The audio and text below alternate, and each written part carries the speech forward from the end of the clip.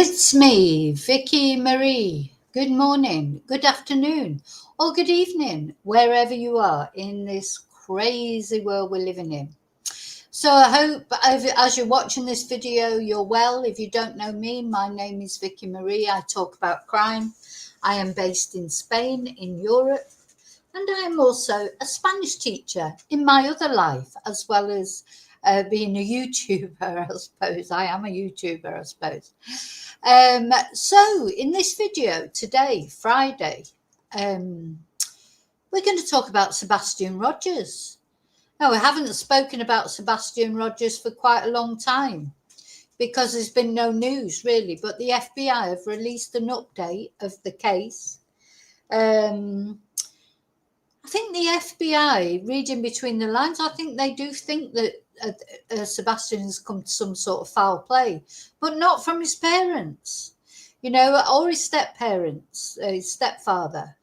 So this is the case of Sebastian, who went missing last year. He's been missing well over a year now.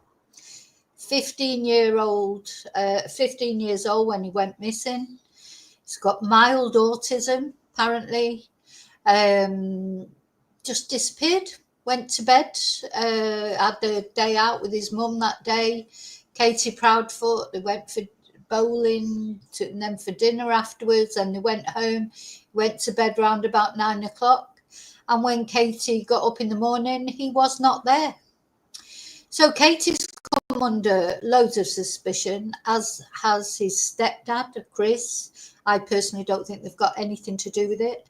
Then there's his biological dad, who I also don't think has got anything to do with Sebastian's disappearance. But he's been sort of, not acting properly, in my opinion, casting shade on Katie and Chris when he's not, his history of domestic violence and, basically PDF, because when he first started seeing Katie, it said that she was around 14, 15 years old. So, he's quite a lot older than her. So, people in glass houses shouldn't throw stones, should they? So he's thrown a lot of stones at Katie and Chris. They haven't thrown any stones at him, to be fair.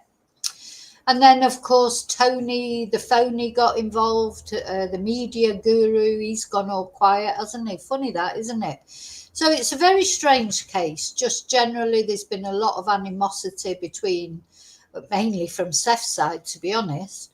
A lot of, as I say, accusations, a lot of talk about, Katie wasn't a good mom, or Chris Proudfoot's not a good stepdad. He's definitely in favour of corporal punishment and things, which people don't agree with. Doesn't make him a murderer, though, does it? But anyway, so it's we're going to talk about the case more when we go through it. But very interesting update from the FBI that's just come out, because they've tried to dispel some of the conspiracy theories that have been, just created by Seth and Tony the phony, and this AI creative intelligence, Dog the bounty hunter, Nick the hat. None of them got normal names, have they? Just trying to use this case of this poor boy, who it seems like something bad has befallen him, whatever it is, who knows, using it just to make money. It's horrible, really horrible, the way that they've dealt with this case. But anyway, we only deal with facts, at least. I mean, we can talk about what might have happened to Sebastian, but, I'm not interested in casting shade on Chris and Kate, whether they're good parents, bad parents, or whatever. I don't know, because I don't know them, but I don't think they've had anything to do with Sebastian's disappearance. And also, everyone, I believe, in this case has passed lie detectors, which I know is not 100% certain that means they've got nothing to do with it. But, the FBI use it as a pretty good indicator, don't they? Even though it can't stand up in court and stuff like that, they use it as a tool in their investigations. No one's a suspect, according to the police, but then nobody's been ruled out either. Do you know, it is like one of those things. It is a complete mystery. I think this is why it's captivated everybody. Also, just Sebastian's little face and how vulnerable he was. You know, Seth has come out about all these things about his past that he should never have spoken about, things that had happened to Sebastian. As if Sebastian one day does walk in safe and well, I think he'd be pretty mortified as a 16-year-old boy to know that all his, you know, his dirty laundry has been put out there. And that has been by Seth, not by Katie and Chris. So anyway, that's what we're going to talk about in this video. So first of all, I'd just like to say thank you to people. Now, what I want to say, though, before I start is, if you believe that Katie and Chris have had something to do with it, you're entitled to your views. You can put your opinions on here as long as they're respectful to everybody else and to me. You know, I've taken a lot of criticism over the Sebastian Rogers case. Because you know what I find is people that are obsessed with free speech, what they mean is free speech as long as you agree with me. You know, so if I want to say I don't believe that Katie and Chris have had anything to do with it, that's my right to say, isn't it? So you have to appreciate that as well. And I know people get emotional because they care, and I understand that. Care about Sebastian. But, you know, it's Katie and Chris that are living it every day. It's Katie who's getting up every morning. She doesn't know where her son is. You know, if you're down on Katie, you don't even know Sebastian or Katie. So, you know, you shouldn't really, without any evidence. I mean, don't get me wrong, if the evidence came up tomorrow to show that Katie was complicit, I'd be the first person to then go for them. But you can't go for people, especially a mother. She's been through a Christmas, a Mother's Day, the birthday. She's gone through all those things without knowing where her son is. You know, have some compassion, for God's sake, unless you've actually got evidence. But of course, there is no evidence. So I want to say thank you to everyone for liking, for watching, for subscribing. Very special thank you to my members. Another fun members live last night. Members lives every Thursday. We talk about quite a few things last night. I think we had quite a lot of fun. I hope you all enjoyed it as much as I did. Certainly lifted my mood after a bit of a traumatic day yesterday. So yeah, that's what the members lives are for. We talk about different things. We have a laugh, you know, songs, lots of songs. And yeah, thank you so much for being members, because that means a lot to me. So why not think about becoming a member and joining in on the members' lives every Thursday. Thank you to those of you who've bought me a Ko-fi, those of you who've PayPal me, those of you who've bought merchandise, which is on my Ko-fi page. Thank you to everyone who sent me emails. Join the Discord. Thank you to everyone who's in the Discord.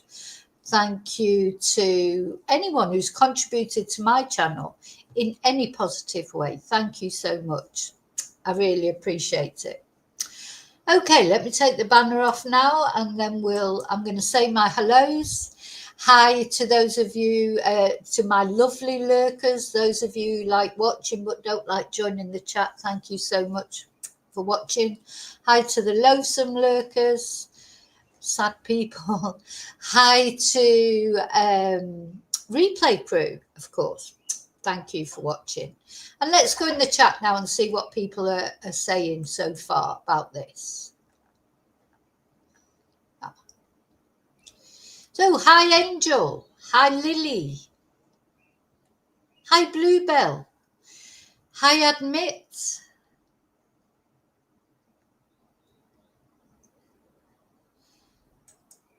Thank you, Admit, for the super sticker. Let's put my thank you. Oh, thank you so much. That's really appreciated. Just need to put my little thank you. Thank you. So yeah, very mysterious case, this one, isn't it? I think this is, you know, I mean, there's lots of people go missing, and unfortunately lots of children that go missing. But this case just, when you know, there's two ways you can look at it. You can think that Katie had something, but when you hear this update from the FBI, you'll see that it's very unlikely that Katie had anything to do with that. I don't think the FBI are thinking that she did, and they've got their reasons for it, and you'll hear it in the update from the FBI. But, you know, who knows? You know, at the end of the day, yeah, I think you can gift memberships, admit. You can gift memberships, but you can't choose who you gift them to. That's the only thing. So if you gift a membership, which is very kind if you do, you can't choose who it goes to. That's the only thing. I agree, Bluebell. Doesn't look like Sebastian is safe and well. Very sad, isn't it? Very, very sad. He can't be. You know, he's 15 years old.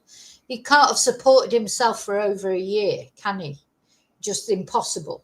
You know, it's an adult can go missing and they can go, you know, get a job somewhere or change their identity, etc. Sebastian couldn't do that, couldn't have done that. So it's unlikely, isn't it, that Sebastian is still alive, unfortunately. And the only hope for Sebastian is that somebody may have abducted him, or he may be with some member of the family somewhere. There's been talk about that, you know. But I think Seth, the biological father, I don't think he knows what's happened to Sebastian, because he does seem genuinely so sad about it. I don't like the way Seth has gone about things, like, as I say, criticising Katie and Chris. I feel like Seth is still in love with Katie. He's never quite got over the fact that they've split up. To me, that seems obvious. And, you know, it's manifesting in him with sort of nastiness towards them. And I don't like that. But I do understand that, I do think that Seth is, you know, heartbroken about Sebastian going missing. I do think that it must be the most awful thing to live through. But of course, it's like that for Katie as well. So, you know, I just don't understand his animosity towards Katie, but I think it's based on the fact he's never quite got over the fact that she left him and she's got a new relationship. That's how I feel about it anyway. But I don't know any of them. So it could all, you know, personally. So I can only go by what he presents on his social media, because he's got his own channel, of course. They've got these bloody memberships that go up to $49.99. You know, all that just seems a bit. And I think, but, you know, I think Tony's behind that. Phony Tony, Button Mushroom Tony. Don't like him. Tik-Tok Tony, he's gone very quiet, Tony. So I don't know, Tony Mathis, I don't know why that is, but and then this AI creative intelligence that's like, you know, for Dog the Bounty Hunter and Nick the Hat and bloody, what's the other one? We've got a weird name as well. That is just the biggest scam ever and the biggest load of rubbish they keep coming out with.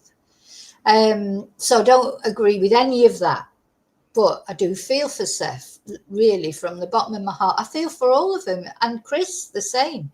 I don't see that Chris Proudfoot didn't care about Sebastian. I think he did care about him, and he certainly cares about Katie.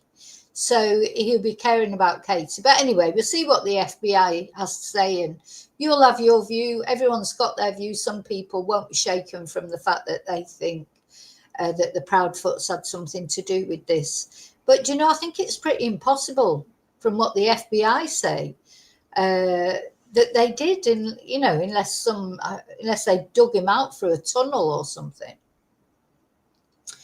So I don't know if anybody's seen this, you know, this update, but I'm going to read it to you anyway. Yes, Bluebell is still doing YouTubes, but not very often. Not very often now. I think he did one a couple of weeks ago. He posts quite a few, you know, he puts posts, the community posts on more. He did one the other day. Yeah, he's still doing his YouTube channel, but not very often. He's very down on the police as well, of course, Seth. So not only he says the police aren't communicating with him, but, you know, he turns up every now and again at the police station, doesn't he? And sort of has a go at, says they're all sat in there not earning their money. Sheriff Craddock, is a waste of space, and so that's not doing any favors, is it? If you want the police to find your missing child, I don't think it's a good idea to go slagging off the police the way he does. I mean, you can criticize the police. Criticism and slagging someone off is completely two different things. If you're going to say, look, go around to the police station, look, please, can you do more? Because I feel like you're not, everyone has the right to do that. But to turn up at the police station, of course, they're not going to let him in if he's going to be, saying horrible things to them, and stuff like that. You've got to be at least be civil. And complain, get angry in one way, but you've got to get angry in a measured way, if that makes sense, haven't you? Because you want the police on your side, and I believe that the police are genuinely want to find Sebastian. Of course they do.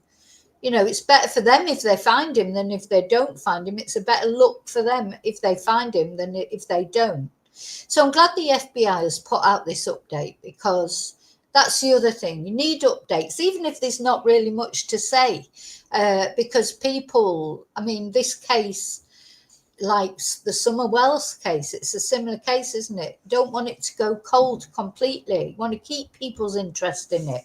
Keep Sebastian's name out there and his face out there. You just never know if one day someone might either see him, or someone might remember something that they didn't realize was important. That channel is still there, Bluebell. It's still there. We'll have a look at it after we've looked at the FBI update.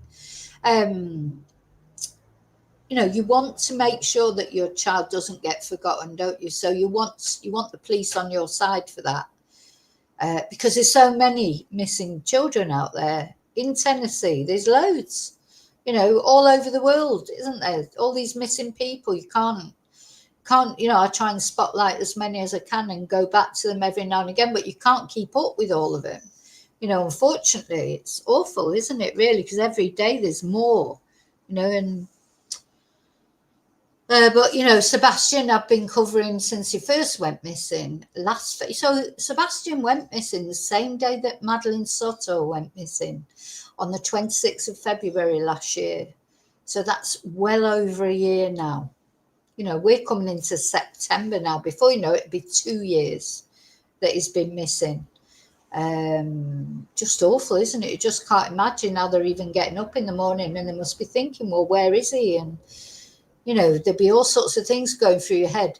I'll just let you know what my own personal view is, that I think Sebastian ran away and something befell him. So either he had an accident or some foul. I think the answers lie right in that neighbourhood, one way or another, either foul play or accident.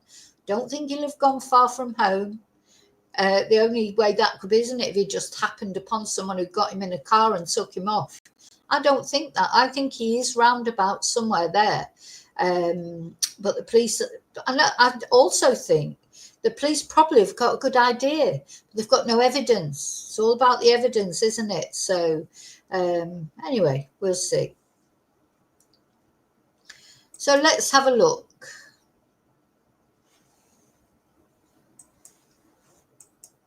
At the update. So this is the FBI website, searching for Sebastian Rogers. And the FBI is offering a reward of up to $50,000. Now that's a lot, isn't it?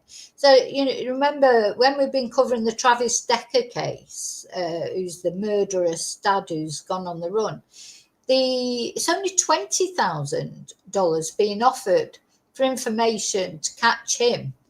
And he's murdered three of his three daughters, and he's a danger to the public.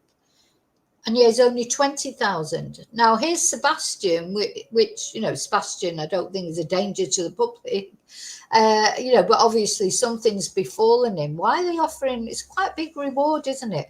And of course, if you count in then the crap that AI intelligence and Dog the Bounty Hunter, they're offering $250,000 reward or something ridiculous like that. It's only because they know that he's never going to be found properly, because there's no way they've got $250,000. Dog the Bounty Hunter, he's on his arse because he's doing, happy birthday videos and things like that. He's past his sell-by date, isn't he, Dog the Bounty Hunter? Unfortunately, and everything he does now, to me, it just reeks of desperation, using things like this to sort of, prop up his failing reputation. He was good back in the day when he had his TV program and everything. I used to love watching it, but now I've got no respect for him whatsoever. Just horrible what he's doing. And always judge a man by the company that he keeps, they're saying. You've only got to look at the company he keeps with Nick the Hat and bloody Hong or whoever they're called, all these weirdos that are already, felons themselves. So you think, Dog the Bounty Hunter, unfortunately, he's lost the plot, in my opinion. So here's this little face. I think the other thing is this, his little smile, Sebastian, is like, and I think he's got that sort of, because of his mild autism and whatever, he's sort of earnest, isn't he? And I don't know, he comes over, but having said that, he was 15 years old. So probably out of all these photos, this is probably the most up-to-date one, I would say. And all teenagers are difficult, whether they're autistic or not. Teenage years are difficult. We've talked about it a million times. So, maybe Sebastian had got involved with some people he shouldn't have got involved with. Maybe he snuck out that night, to go and meet someone, but I don't know. Hi, David. Hi, Pamela. Yeah, that's fine. You don't believe he ran away, but then what happened to him? Because anyway, you'll see what the FBI have got to say here. So, what can have happened to him if he didn't run away? I think 100% he ran away because there's nothing else that could have happened. Or he got, abducted, of course, or he had an accident. So now, first thing that's really irritating about this FBI update is they've got the date wrong. Think, oh, for fuck's sake, sorry, excuse my French, but that's the sort of thing that breeds conspiracy theories. When the FBI, the FBI should get things right, shouldn't we? We all get things wrong. We do. We're all human, and I'm sure lots of times I'll spell something wrong or get the wrong date or forget a name or whatever. But I'm not the FBI. So they've got on here on February the 26th, 2025. Well, of course, it wasn't 2025. It was not this year. I mean, and I really had to think about it. I was like, God, it was last year, wasn't it? I was saying, I think it was 2024. Because you think the FBI are going to be right, don't you, in what they say. Anyway, so on February the 26th, 2024, Katie Proudfoot went to wake up her 14-year-old son for school. I thought he was 15 when he disappeared. Wasn't he 15? Right, I'm going to have to check that now. He was 15 when he disappeared, and he would have been 16, isn't it? Oh, so that's two mistakes they've made on there. Oh, God, just winds me up something bad. Oh, God, you can't rely on the FBI for reliable information. Who can you rely on? Me. Yeah, he would now be 16 years old. He was 15 when he disappeared, for God's sake. God, FBI, get it right. And in fact, because I left a comment on something saying that they'd got the date wrong, I'm going to have to add to it that his age is wrong.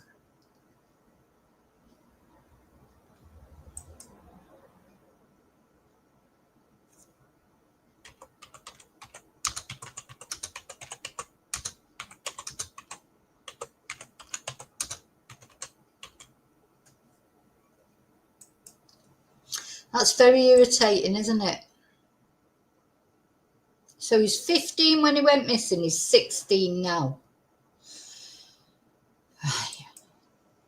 God. For God's sake. Hi, Miss Lee.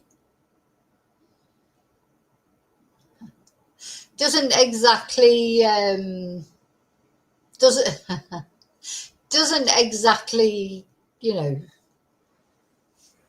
make you confident in them, does it? But anyway, yes, I've made extensive searches, Bluebell. There have been sniffer dogs. They've been through the house. Forensics have been there. You know, they apparently Kate and Chris have been totally cooperative. But anyway, let's see if we can believe what the rest of the FBI say, eh? So Katie Proudfoot went to wake up her 15-year-old son for school, and to her surprise, he was nowhere to be found. Sebastian Wayne Drake Rogers had spent the previous day with his mother. The pair shopped at a department store, played video games at a bowling alley, and had dinner at a local restaurant before heading home for the evening. So we all saw that Texas Roadhouse video that, you know, all these conspiracy theories made a big thing of. They examined Katie's every move as if she was, you know, signaling to someone and looking round, you know, as if you're not allowed to look round. She was on her phone. Then there was the green hoodie person. I mean, it was ridiculous.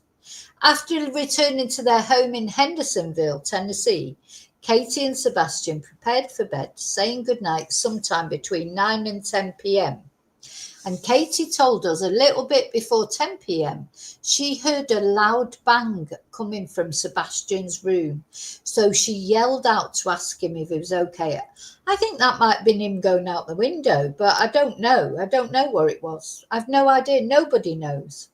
To which he responded that he was, says Detective Brandon Carter from the Sumner County Sheriff's Office. She told him to go to bed because they had to be up early for school the next morning. So now Katie's story has never changed as far as that's concerned, is it? She's always said the same right from the beginning. So Katie called her husband, who was out of town in southwest Tennessee for work, and the two of them spoke for nearly 2 hours before she went to sleep around midnight. So then there was a lot of talk about that. Oh, and she was talking to him for 2 hours. I've spoke to partners for longer than 2 hours. If you're not together, obviously, on the phone. You know, when I've had partners who maybe have been working away in the UK or just living in a different part of Spain or whatever, I think it's quite easy to have a 2-hour conversation with your partner if you're not actually together at the time. I just don't understand this. What was she talking about for 2 hours? That must come from people who don't talk to their partners, because any partner I've ever had, I could easily be on the phone for 2 hours for them if they weren't around, you know, if they were away for some reason. So the next morning was the beginning of what would become a massive search effort for Sebastian. Oh, and the other thing is, of course, if you've ever seen Chris on any YouTube thing, he likes to talk.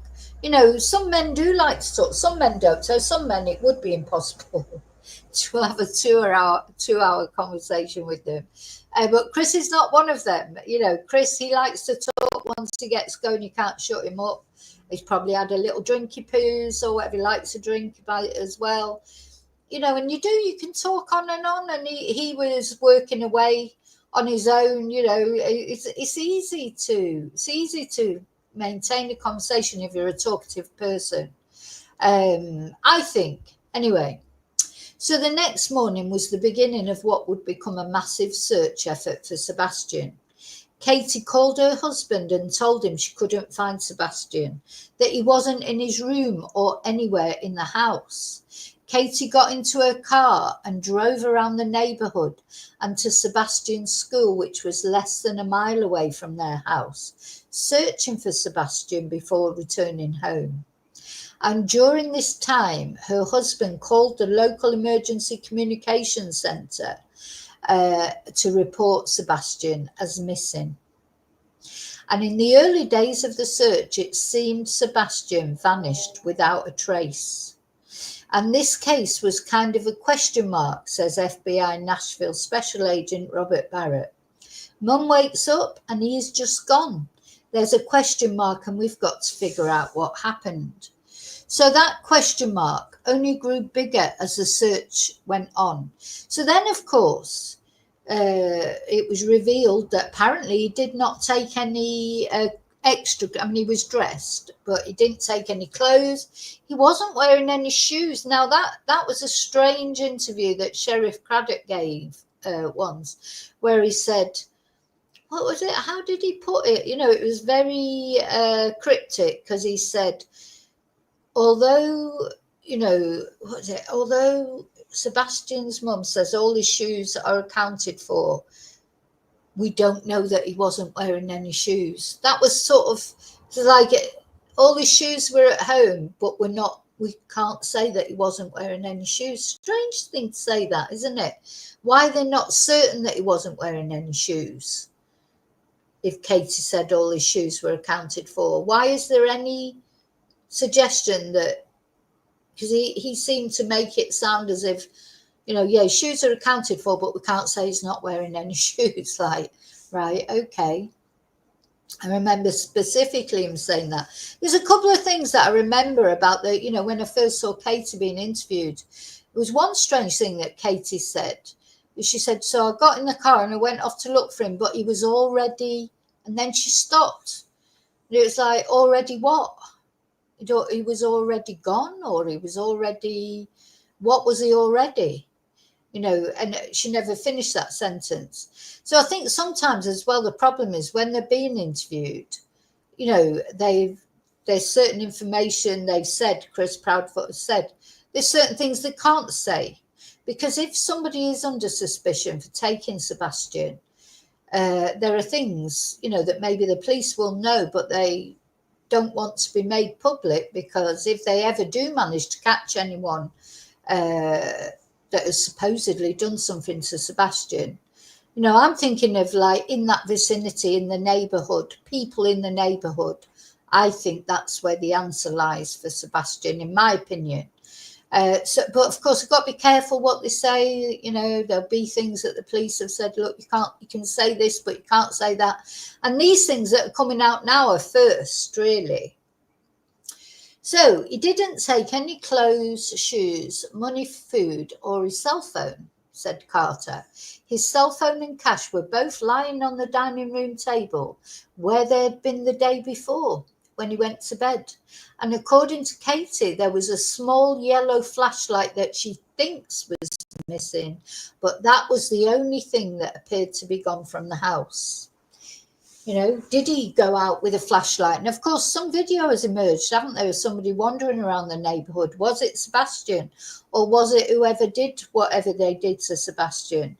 You know, I think the FBI think this foul play here, because I don't think they'd be offering $50,000 otherwise. It's a big amount of money to offer, isn't it? I mean, it's a real mystery, isn't it? You know, that's why people are so, you know, everyone's got their view on it. Oh, thank you, Admit. That's very kind. Hi, Shauna. Does anyone see who got the membership?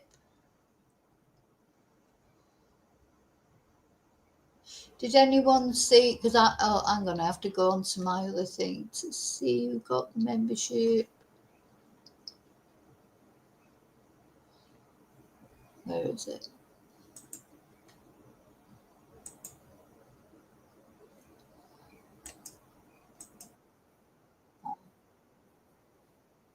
Oh, Dry Spell. There you go. There's a free membership for Dry Spell. Thank you so much.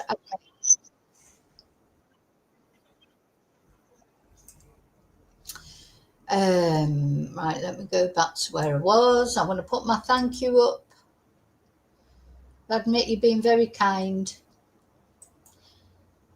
You're spoiling me, what with songs that you're sending, and now you've gifted a membership and sent a super sticker. Thank you so much. Thank you. Very kind.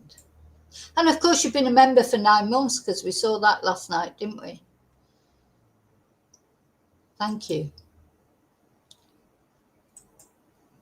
Yeah, Dry Spell. Right, so where am I? Yeah, I mean, don't be shy. Let me know what you think. If you think, whatever you think, you're entitled to say whatever you want as long as you're not nasty about it, of course. If you think Katie had something to do with it, or Chris did, or anyone did, don't be shy of saying it, just as long as it's said in a respectful manner. So, the first week in the search for Sebastian was a massive community and interagency effort between the Sumner County Sheriff's Office, Tennessee Bureau of Investigation, Emergency Management Agency, Hendersonville Police, Gallatin Police, Tennessee Highway Patrol, the FBI, Metro Police, Wilson County Sheriff's Office, Sumner County EMS, Sumner County Emergency Response Team, and several other agencies throughout Tennessee. Now, we have to remember that. I mean, I've got a playlist, as I try and remember to link it under this video. We followed it from the beginning, and you can't say that the police didn't look for Sebastian. There was loads of searches done. There were cadaver dog searches. Remember the cadaver dogs, didn't they go to the retention pond and then seem to lose the scent? The retention pond was drained and nothing was found. Then they actually searched a landfill because it was thought that did Sebastian go out and take rubbish to the bin or whatever. They searched a landfill right in the early days. That was one of the first things they did, was search a landfill, which made you think that had Sebastian been hiding in the bin, or had something happened to Sebastian, somebody put him in the bin. It's like, because anyway, it was searched and nothing was found. Nothing has been found. Not his glasses, not a piece of clothing. In all the searches that were done, probably not so many searches being done now, over a year and a half later, but certainly in the beginning, there were a lot of searches done, weren't they? So the search consisted of about 4.5 mile radius around Sebastian's home.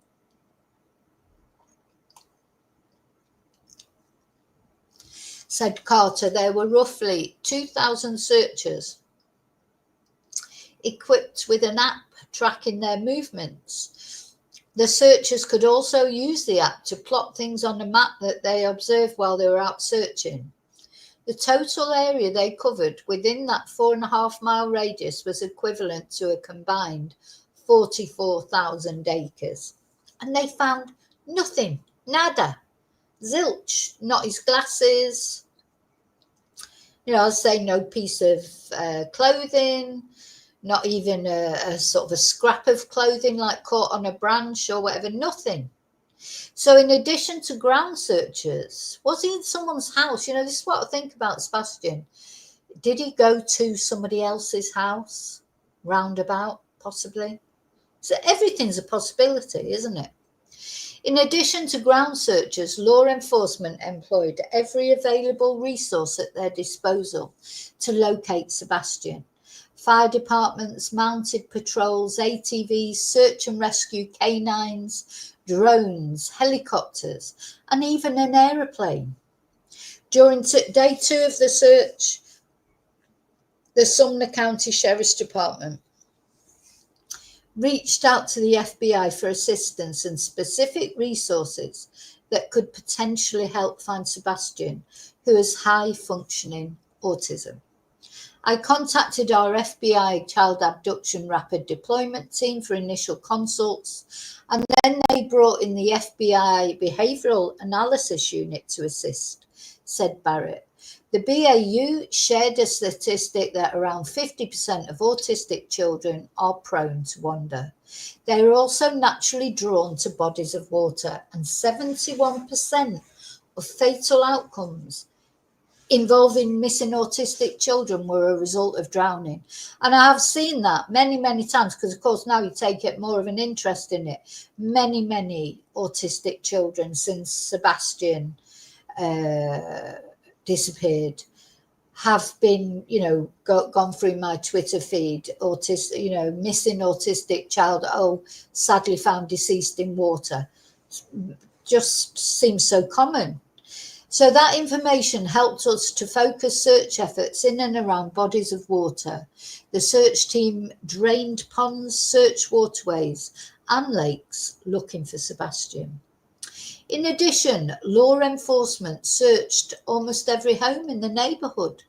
Video recordings from nearby homes and a dashboard camera in Katie's car showed that Katie and Sebastian did not leave the house after their return home from dinner, and that no other cars were seen coming or going from Katie's home during the evening and early morning of hours of the night or day that Sebastian disappeared. So this is what they're saying.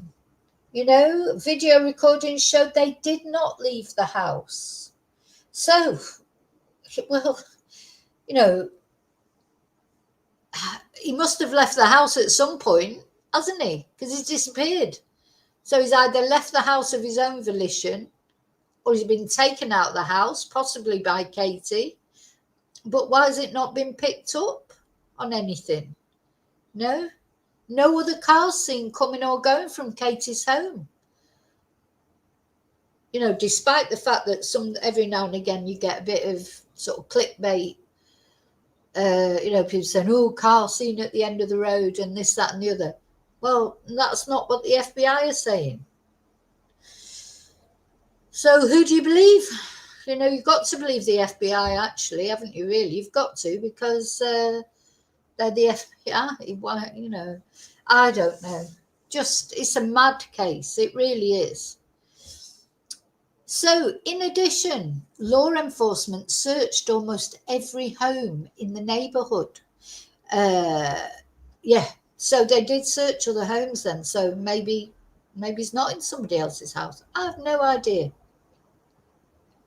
We have followed through on every tip that has come in, said Josh Savley, Special Agent in charge for the Criminal Investigation Division at the Tennessee Bureau of Investigation.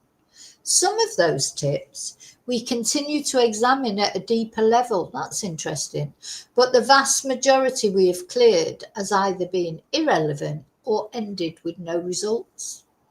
The lack of answers in the search for Sebastian has pushed the community to widely share the story on online platforms. But law enforcement reminds the public to be wary of misinformation from unverified sources. You know, and honestly, there's so much clickbait out there. It's just like, you know, I could do a video tomorrow and put some crap in the title. You know that you're going to get a load of views for it because people are interested in Sebastian. But, you know, to me, you've still got to sleep at night. You know, what you're going to put lies up there. You can't put lies up there. You know, it's not the responsible thing to do. It's not fair to Sebastian. It's not fair to his family. It's not fair to anybody. So they say that promptly sharing tips and information with the Sumner County Sheriff's Office, the Tennessee Bureau of Investigation, or the FBI is the best way to help find Sebastian. And then it gives you the details of how to contact him. Contact them. I can see you're all having a chat. Yeah, I wondered if he'd hid in a bin. Yeah, that was another thing, admit, wasn't it? That they were saying, so there was a building site nearby. Now, did he fall in a hole on the building site and then get covered in by rubble or whatever? I know Steve Fisher, the private investigator, when he was looking closely into it, he said he was there on that day and there was the building work was all carrying on. You know, holes were getting filled in. There was, you know, was Sebastian buried? Was he hiding? Because apparently he liked to hide, Sebastian. Was he hiding somewhere and the hole got filled in? And how would they ever find him if that is the case? And didn't they look in those holes? You know, it's heartbreaking, isn't it, really? You know, yeah. Was he on that building site and he got buried under a load of rubble? We don't know. Anyway, continue to share Sebastian's official missing persons flyer and don't wait, said Sheriff Eric Craddock. If you see something, say something immediately. If you call, right then we can get someone on the hot trail. Sebastian was 5'5" tall and around 110 to 15 pounds when he was last seen. He has brown hair and eyes that look hazel or brown. He would now be 16 years old. He has medical conditions, including autism, that may impair his ability to return safely without assistance. And the FBI is offering a reward of up to $50,000 for information leading to Sebastian's whereabouts. The Sumner County Sheriff's Office, TBI, and FBI are still working collaboratively, sharing tips and information, and urging the public to work with law enforcement in the hopes of bringing Sebastian home. Now they're debunking some rumors versus reality, and I think this is very important. I think we have to take this for what they say. They're doing this for a reason, and these are some, of course, of the clickbait that's gone on. So 2 rumors in the search for Sebastian have been disproven. 1, the flashlight theory. A house down the street from Sebastian's had security video footage from the night of his disappearance, and the camera, angled in a direction that happened to be facing Sebastian's backyard, captured 2 moving lights. Now, do you remember this? The video of the lights, and people were saying, is this... I've seen videos that have tried to make out those lights were like Chris and Katie carrying Sebastian out to the car. I mean, honest to God, it's unbelievable the crap that people will come up with just to get a few views. So at first glance, the lights appeared to be right in Sebastian's yard, suggesting that someone was lurkers with 2 flashlights in hand, which could be a potential suspect given to Sebastian's disappearance that same night. However, when law enforcement further investigated the video, they disproved this theory. I wonder if I can get that up any closer. No. The dark sky and camera angle combined had distorted the security footage.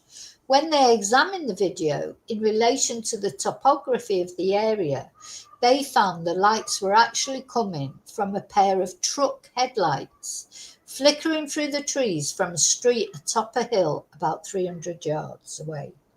Law enforcement further investigated to confirm that the flashlights were actually headlights. They also created an overlay of the security footage in daylight with a topographic map. In the daylight, it would have been clear that the lights were coming from the hill. So that's what they say about those lights. So there you go.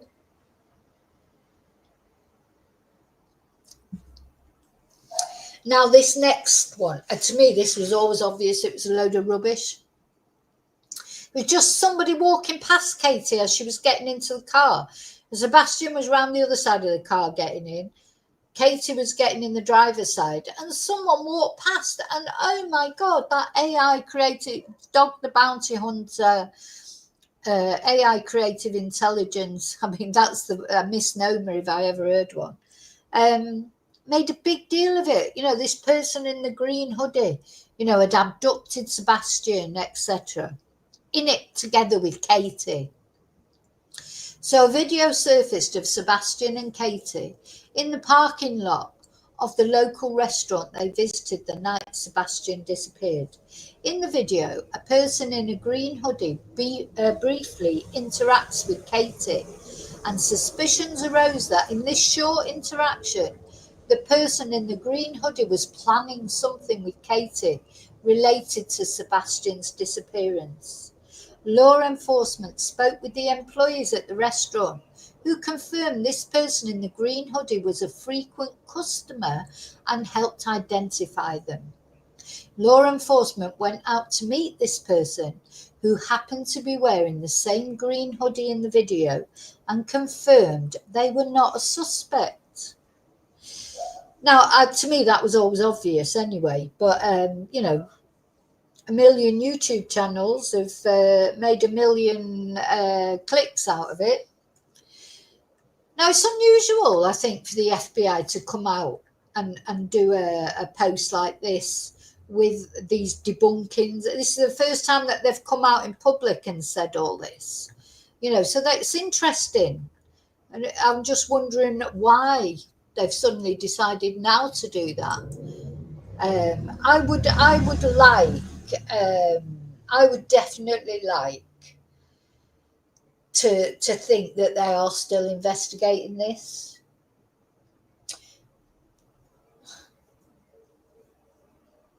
Yeah, crooked cop. Why though, Shauna? You know, I know some cops are crooked, but just give me a reason why they would be saying this if it wasn't true. You know, this is but this is not a corruption case. It's not money. There's nothing, no money in it or stuff like that. That's the sort of thing that police are normally corrupting, isn't it?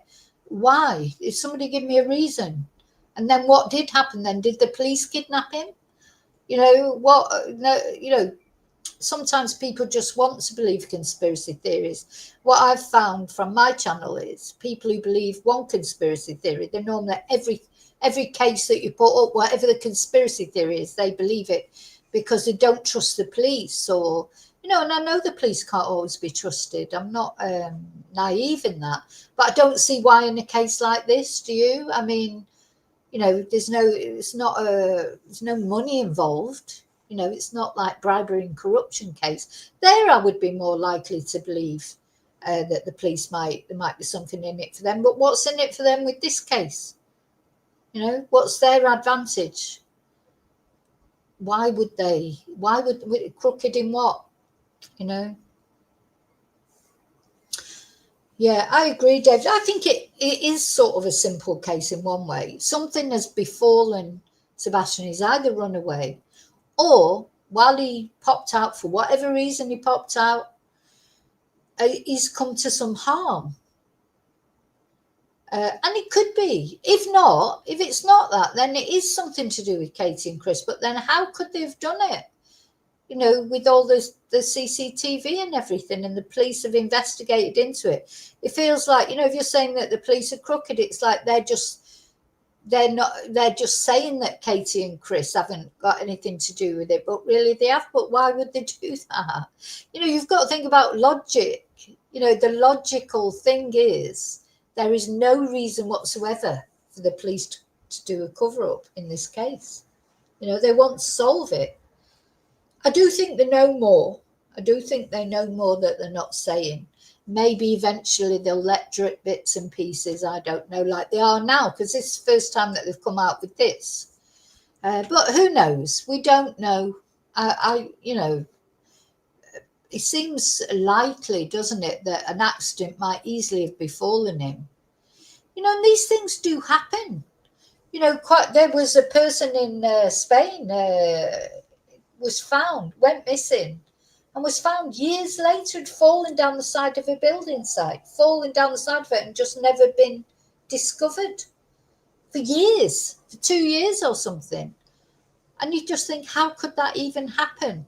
But it did happen. People have accidents. I saw a case in America where they were looking for a woman, and she had a massive garden, and she'd fell down the hill and was at the bottom of the hill in her own garden. But of course, it wasn't just like a little garden. And she was never found, and there was big searches for her. She was found eventually. Accidents happen. People have accidents. And, you know, sometimes people aren't found for quite a long time. There's probably people out there who've had accidents that have never been found, you know. And, you know, because the other thing is, I mean, it's different nowadays. If people have got their phones with them, you can normally track, you know, where they last were, or at least the vicinity. But if they if people go off hiking, you know, or go off into the woods or whatever, they could easily have an accident. and never people, maybe there's no coverage, cell phone coverage. They might not have even told people they were going to the woods that day or hiking that day. Sometimes people, especially if they live on their own, they don't tell everybody where they're going, every minute of every day. And sometimes you go to places where there's no cell phone coverage, taking your dog for a walk, or I don't know, just going for a walk on yourself, or going to get some air, or doing whatever you want to do. And people have accidents. It does happen. So I don't know if that's what happened in Sebastian's case, but my instinct is telling me that. But and I'm always right. I know I'm only joking. I'm not always right, but that's my instincts, and of course we've all got our own instincts.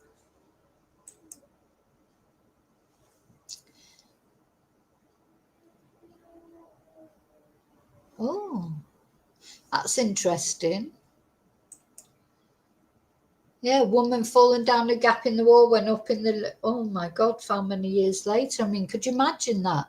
Imagine if your family member just goes missing, and then see. I don't know about that case, David. I don't know the case. Here's another case that Admit's talking about. And it's interesting what you're saying there, Admit, because of course that's what they say happened to Caleb Harris, wasn't it? That's an American case. They say he fell down a manhole and ended up in that water place. I don't know about that, but that's what they're saying, that the manhole cover he was walking around at night and the manhole cover was off and he slipped down it. But accidents do happen. But I was just thinking about that case David was talking about. So imagine, I don't know if she was married or whatever, but imagine if your wife went missing. You go to the police and you say, oh, my wife's disappeared, and they can't find. You would be the prime suspect as well as the husband, for disposing of him. But then I suppose you would think that the police would go looking in the loft. But they looked for Tia Sharp in the loft twice before. I think it was twice before they found her the third time. She was in the loft and the police searched up there. So it's difficult, isn't it? Difficult to know exactly what happened to this boy. But the sad truth is, it doesn't look very good, does it? Whatever has happened, whether it's been an accident, whether somebody's done something to him, he has not supported himself for a year and a half. Definitely not. So the best case scenario is that somebody has got him somewhere and they're looking after it. Yeah, David, Tia, it was the grandma, wasn't it? She could smell something. She went to the police because she could smell something finally. And they went back and searched again and found Tia, but they'd been up there twice. So it's not as easy as you think, is it, to find a body? But it does concern me, this building work roundabout. Is Sebastian in? And I just think, well, they're not going to dig all that up, are they? So then you think, this is going to be a case. Is this going to be a case of just never found? Not even his remains.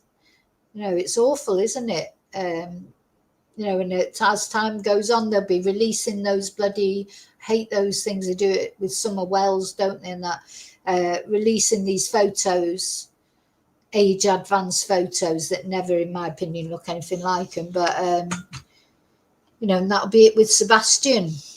When he's 20, 30, terrible for the family. It's so awful just to never know what's happened to him. And to wonder, is he still alive somewhere? Is he, being hurt still somewhere? Or is he at peace? At least if he is deceased, he's at peace.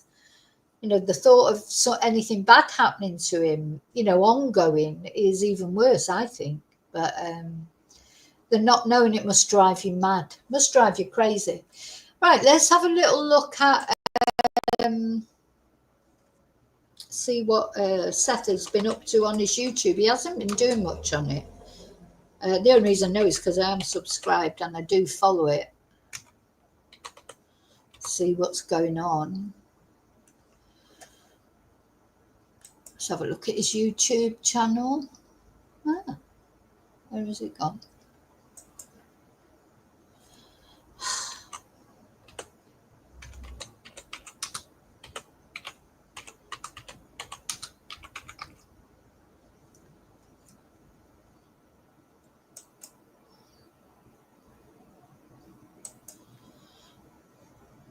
Yeah.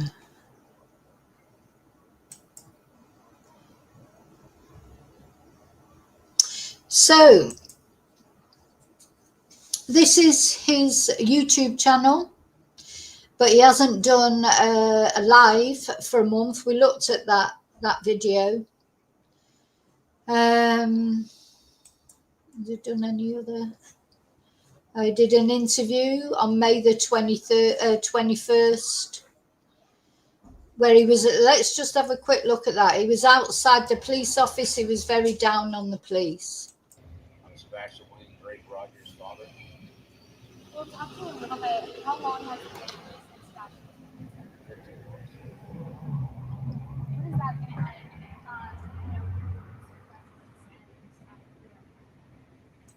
like? Just calling and putting in tips.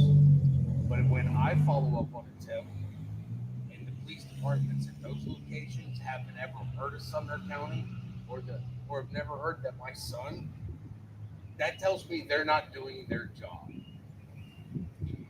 They're letting my son's case go cold, not me. So yeah, he was outside this was in May this year, May the 21st. He was outside the police station slagging off the police. It's not a good idea, really, is it? So obviously they're not going to cooperate with him. Whatever you think of the police, this is not a good idea to do, is it? If you want to be, if you want your son to be found, you've got to cooperate with the police. Up to a point, you can criticize them. Criticism and slagging off are two different things. Don't, making a big fuss like this, going outside there and calling them this, that, and the other, in my opinion, is not the way to go about it. So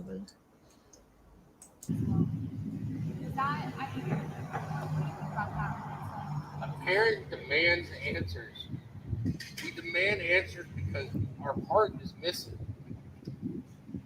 I'm in the process of writing a law, and I'm going to need support to push this law into Congress. And it's a federal. Yeah, then he was talking about this Sebastian's law. So he says it's his idea. And then I think Katie and Chris were saying it was their idea. I don't know. There was even an argument over that. They can't get together and agree on anything. But I think, Seth has lost a lot of support. Someone had mentioned that in the chat. I think it was Admit. He has lost a lot of support.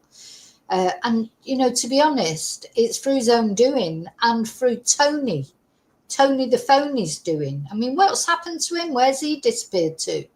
1 minute he was all over trying to, using Seth like a puppet to try and earn money. And now he's sort of disappeared. Let's have a look at the channel again. So he's got 10.9 thousand subscribers. I'm sure he used to have more than that.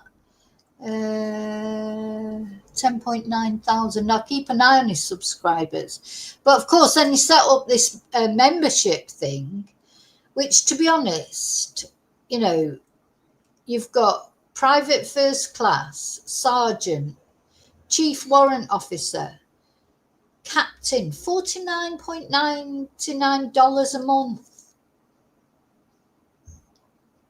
That is like trying to make money out of your son's disappearance, isn't it? Really? I mean, what are they getting for that? Is he doing members only videos? Don't know. Is he doing members only videos? Don't think he is. Can't see any anyway. Members only live chats. I don't think he does any. You can't, people will only be fooled so long, Seth. If you say you're going to do members only live chats, and then you don't actually, there's not one members only live chat on there. So you'd be a bit annoyed if you were paying $49.99 a month and you weren't even getting what you're supposed to be getting for your money. So let's have a look at his posts. So a day ago he put this up. This is his poster. Information sought by Dog the Bounty Hunter. For God's sake, forget Dog the Bounty Hunter. Have you seen me? $500,000 reward. Absolute load of rubbish. Oh, so 6 days ago, I am outside this corrupt sheriff's department in Sumner County. And as soon as I show up, Craddock and his cronies leave. I don't blame him. Personally. What does he want? What does he think they're going to do? Come out and he's going to call them corrupt? So he said, they keep coming to the middle window to see if I've left yet. I mean, they could have had him arrested if they were that corrupt.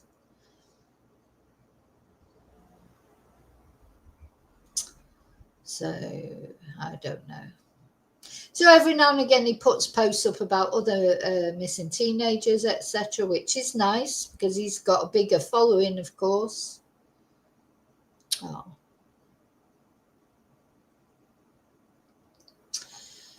So I'm not anti-Seth or anything, but I just wish he would go about things a different way. And he is in bed with the wrong bedfellows.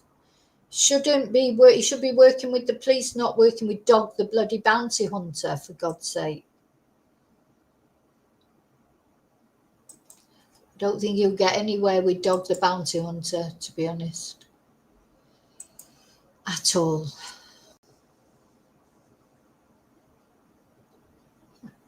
Don't know what you get for nothing, Angel. No lives. No members only lives that he promises. There's nothing. It says shout out in it, but he shouts out to everyone when he's in chats. He's looking for his he's looking for what people are donating to him.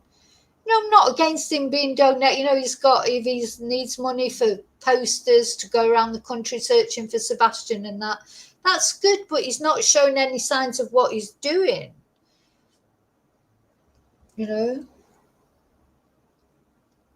not showing signs of anything that he's actively doing at the moment. So where is the money? People don't mind donating. A lot of people care about Sebastian. And, it's good that they want to donate to help to find him, but they're not donating to Seth. They're donating to help find Sebastian. So he's got to show that he's doing something. He's got to, if you're going to appeal for money like that, you've at least got to do something for it.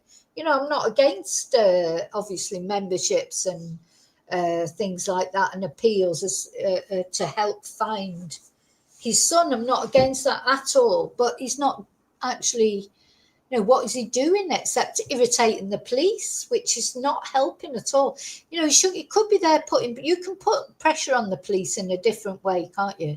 And I do believe that families, they do have to put pressure on the police when they've got a missing loved one, because the police have got a million missing loved ones to deal with. So the more pressure you put on them, in a nice way, though, as you say, David, you catch more bees with honey than vinegar. There's a way of dealing with it. You can make yourself irritating, but not, actually so irritating that they hate you and they want to arrest you. And, I think the police would understand that. Most police, they would understand that you'd want to find your child. But Steph, right from day one, when he was on all those YouTube channels, which he stopped doing that, so now he's got his own YouTube channel, but he's not even on that now. So I don't know what Steph is doing. I don't know if he's still working. He said he is working, and other people say he's not working. This rumour mill just goes around. I don't know. And it's none of my business anyway.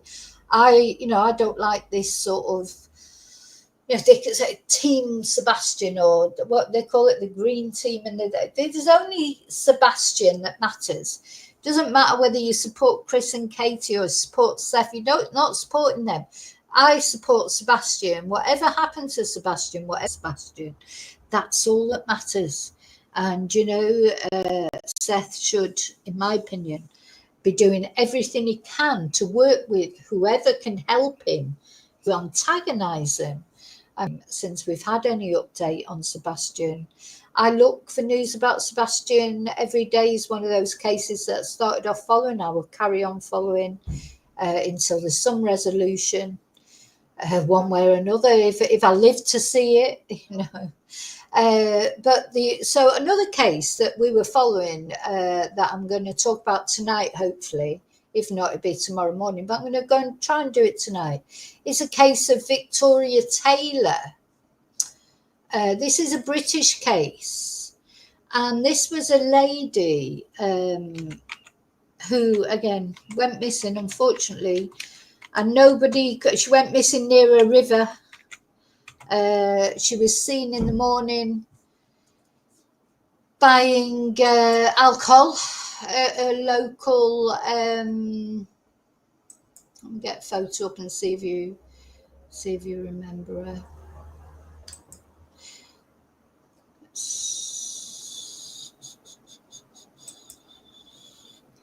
Yeah, this poor woman, Victoria or Vix Taylor.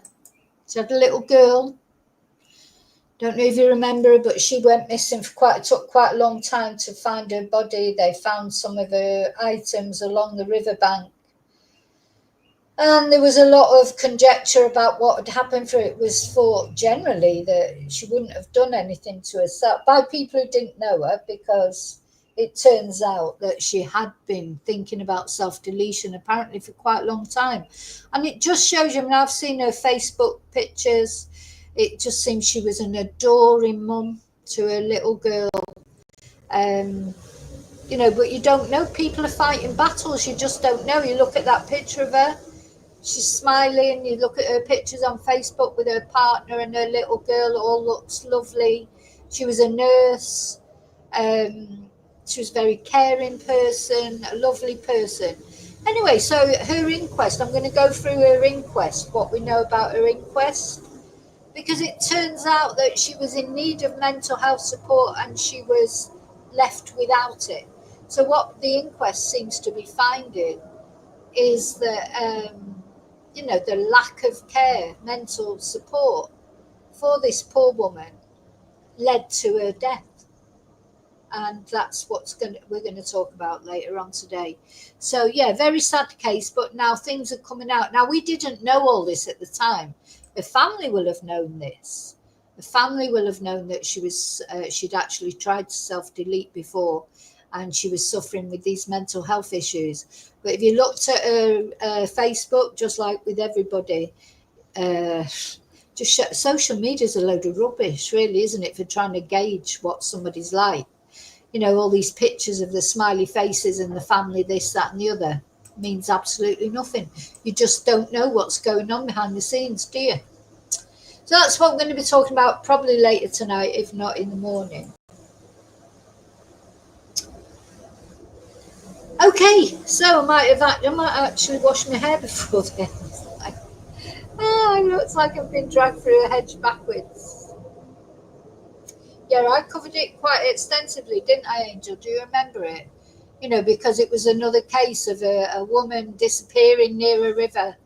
And, you know, of course, there's been a lot of those cases. But, yeah, apparently she had talked of putting herself in the river. You know, she had talked about it before. So she had all these issues. But what they're saying is her death was a result of systematic failure in the NHS for mental health issues. We all know mental health is a massive thing, and it's not dealt with properly, not in the UK anyway, probably not in most countries. In Spain, you certainly don't have to wait as long as you do in the UK for help. And there are quite a lot of, you know, I know from experience, there are places you can go, there is help available, but of course you have to be able to speak Spanish. So, you know, that's the thing. But there are social services in Spain, just like in the UK. I personally know of people that have had a very positive result from that. But, you know, there is a point. Mental health is so complicated. If somebody really wants to take their own life, you know, sometimes I do wonder, can you really do anything about it? Ultimately, you can help, of course, as much as possible. But when people are determined, you know, and it is their right at the end of the day, you know, people have dominion over their own lives, don't they? So if they decide to do it, although we might look at and not understand, especially if they're leaving children behind and things like that, it is their choice, isn't it? And we're going to talk about that a little bit tonight. So yeah, that's true. That's true, Angel. The only family that I've got in the UK that have needed, you know, support, they've had to go and pay, you know, otherwise they'll be waiting 2 years. Oh, you know what? We got a mental health emergency. 2 years, they would definitely be dead by then, or they'd got better themselves. You know, because mental health can resolve itself as well with the right treatment, tablets and stuff, or even just, you know, you just never know. Mental health is that complex, isn't it? It literally can improve suddenly, but just as easy as that, it can then deteriorate again suddenly. You just don't know. You literally can get up one morning and feel great and get up the next morning and feel crap. This is what our minds are so powerful, aren't they? You know, and mental health to me is more dangerous than physical health, you know, problems. Thing is, if you break your leg, or even if you have cancer or any other life-threatening illness, it gets dealt with. People can see that you're receiving treatment. When you've got mental health issues, although that people will go on their social media and say, oh, be kind and do this and do that, when it comes to actual real life, they don't think about people's mental health at all, you know. So, and they don't understand when someone has a mental health issue. They just criticize people. But, you know, mental health is a big thing and people are dealing with it day in, day out, aren't they? And, you know, trying to cope. And not only that, I think what another thing that I personally think is overlooked is how it is for the family to deal with it. They should receive more support, because if you've got someone in your family with mental health issues living in your home, or not, but one of your loved ones, that's difficult for the person who's dealing with it. It can lead to deterioration in their mental health because it's bloody hard to deal with, to cope with. You know, so the person themselves is going through hell because they've got the mental health issues. But the people who love them, or their family, or whoever's living with them, their wives or their children or anyone, they're going through hell as well. Everyone's going through hell as far as mental health issues are concerned, isn't it? So, okay, I'm going to go off, and hopefully I'll see you later on tonight. Thank you for caring about Sebastian. So I want to send out some prayers, you know, for Sebastian, of course, but also for his family, for Seth, for Katie and Chris, for everybody who's been affected by, you know, directly affected by Sebastian's disappearance. I just hope they get some answers soon. I really do. Anyway, I'll see you really soon in the next video. And until then, may your God go with you. Bye. Oh, don't forget to like and subscribe. Thank you.